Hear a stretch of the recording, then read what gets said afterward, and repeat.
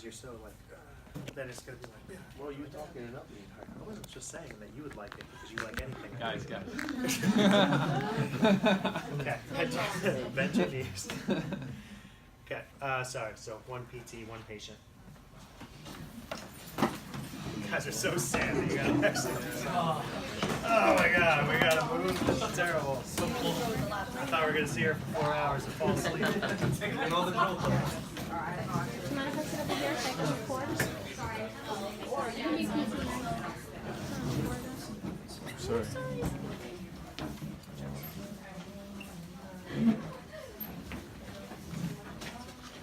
I'd literally sit here all day. See you all this time. I'm sorry, this is so awkward. I know it's not fun. Okay. So make sure you guys can see. So first thing you want to get used to palpating is the spinous processes. So we're going to start with C7 because that's usually the easiest because it's the most prominent. Bend your head down. Good. So it's right here. Bend your head up. Good. And it goes away. Bend your head down. Good. Pops out. Bend your head up. Goes away. We're on C7. I go to the one below. It's also pretty prominent. Bend your head down. Good. Bend your head up. It stays in my fingers. What's that? That makes sense. So that's usually the easiest way to find it is C6, C7, T1. They all could be fairly prominent depending on the person you're touching. So just realize that I may or may not be on the right one. Well, if you are, if it goes away, then you know you're on the cervical. If it doesn't go away, you know you're on the thoracic. So just be aware of that. So you palpate, you find your landmarks. Good. Go down again. Go up. Okay, just make sure I'm on the right one because I was moving all around. So we're on C7. So once you're on C7, you can either count down or you can count up. And at this point, all you're doing is looking at general muscle bulk. You can look at your spinous processes. It's hard to palpate some of the midline ones, right? Because what happens? It disappears. Disappears. How can you get them to reappear? And it's still a little soft. What's that? Yep, ligamentum nuchae. Good. So then we get up to occiput is right here. So we drop down, extend, it goes away, flex, and we're looking towards C2. C3 is also going to be decently prominent, especially if we flex. So just be aware that you can flex and extend the head to C. So C2 translates forward typically. You're going to have the same thing occur with L5.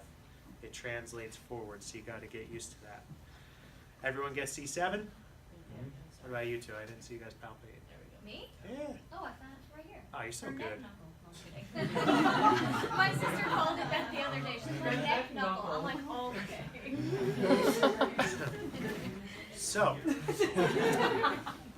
once you get used to finding the spinous processes, then you want to try to go over to you dig into some meat until you hit some wings. And what are they?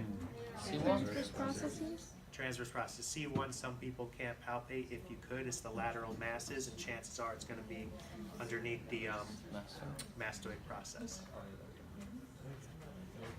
So we're going to be on the transverse processes, and then we can just make sure that we palpate down.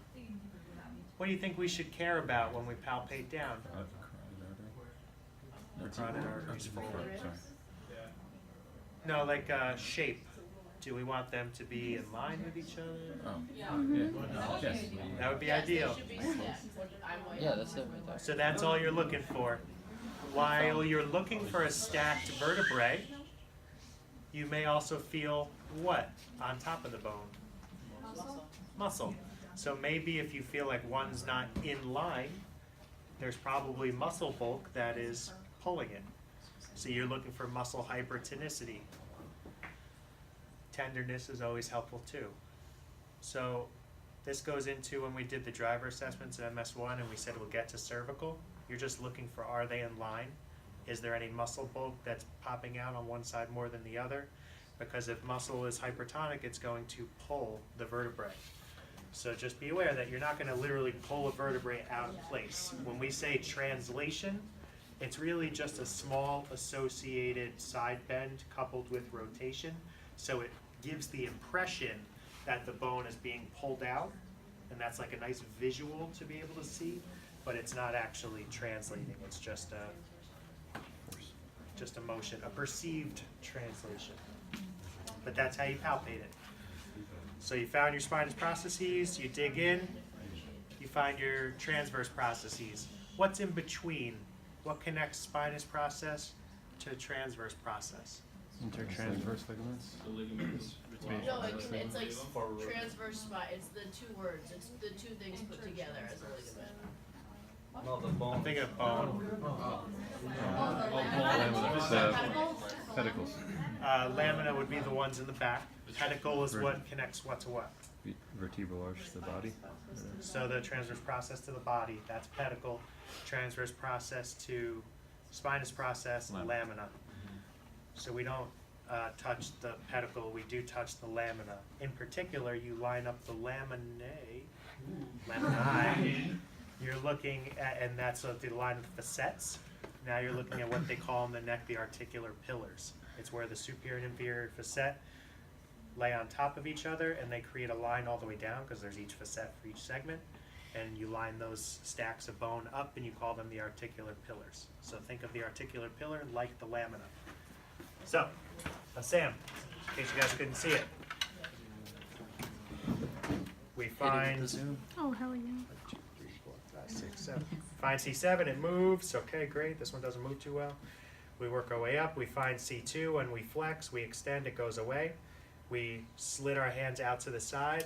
Now we're on our transverse processes, making sure they're stacked in line. And now you could see the facet joints all aligned all here. If you look at this line of bone, this whole thing is the lamina. But if you look at this line of bone, we'll call those the articular pillars. We care very much about those because we're going to do a lot of treatments directed towards that when it comes to the neck, okay? The reason for that is when you have your different techniques, you're going to want to be able to push on the articular pillar, because if I want to flex this, what should I do to the articular pillar? Just strap. Of course it's fused, but yes, I want to push this up to flex, right? If I want to extend, what should I do? You can either push this down or push the bottom one up. So when it comes to the spine, you're going to see a lot of relative motion. You have options. Either you can open something up, or you can close it down, or you can close it down by pushing the thing below it up. Or you can flex it by pushing the lower one down. So, just one fact on that. So get used to that. So we find spinous processes. Good. We swoop in, get through the meat. We find transverse processes. We get into the middle, just swoop right to the back of the transverse process. You're going to notice a divot, and it should be hard because you're on bone. That's your articular pillar. You could side bend over it. You don't have to do that for your palpation screen, just while we're practicing right now. The hard part is I always want to get as a group for someone to say, yeah, I can't feel it, so we could then help them, but no one wants to say that in front of the whole group. I can't feel it. Wow, perfect. All right. Where's Alex? Alex, right All right. here. She's gonna try. Whoever raises their hand, go to them. Morgan. There you are. Go to whoever raises their hand. All right, Alex, come up here. Good there. You know what it feels like? Thank you. Spinous process. Yeah. Transverse process.